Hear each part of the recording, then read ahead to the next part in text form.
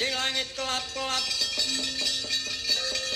Aton lir kinjang alis Risang mawe kandrung Sabarang katukir moyak layu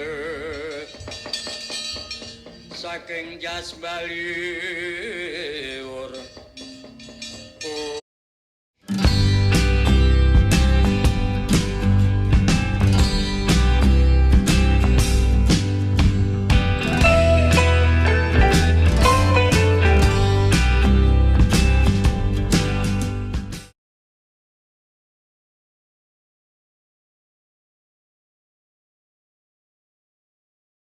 Halo, perkenalkan saya Yuni, owner Dendeng Pucuk Ubi Waidah. Dendeng Pucuk Ubi Waidah merupakan usaha inovasi dendeng berbahan dasar daun singkong yang berdiri di kota Lubuk Linggau pada tahun 2020.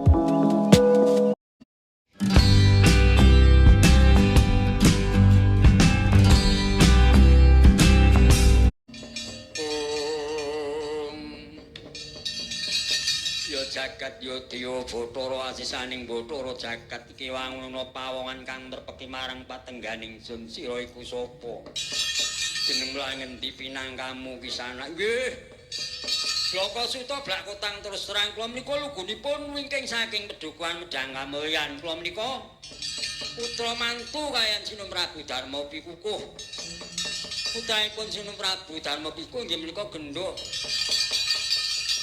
Para ae menika dados jodoh kula. Kowe dadi putra mantu Sinum Prabu Darma Pikukuh nggih. Mila lajeng kula sowan mriki kula dipun dhawuhi kaen Sinum Prabu Darma Pikukuh. Kocik jenengmu sapa? Nami kula Jaka Sondong. Lah sing mburi kuwi kula demange kocret kula penderipun Gusti Kula Raden Jaka Sondong kula menika.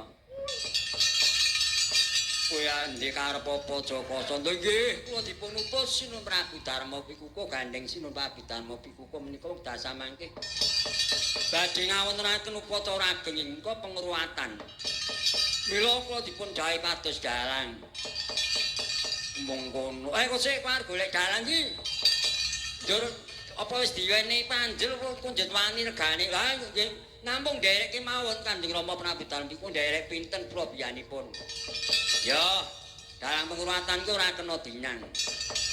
Tak unine kudu mbok enut. Nggih, ning ampun abot-abot ora. Mergo dalangku ki becik penggawe nek entuk tanggapan oke ya didomoke tanggapan sithik ya didomoke ndak gedhisian. Oh, ngene ngoten nggih kok. Niki kula betani panjenengan wis ora sak panjer-panjeran. Yen ngono ae aku dudono negara Medang Kamulyan. Yen pancen aku sinaraya ki nen ngruwat marang sagunging para kawuling Medang Kamulyan. Nggih, nek atem monggo suami kula dherekaken Kyai Dalang.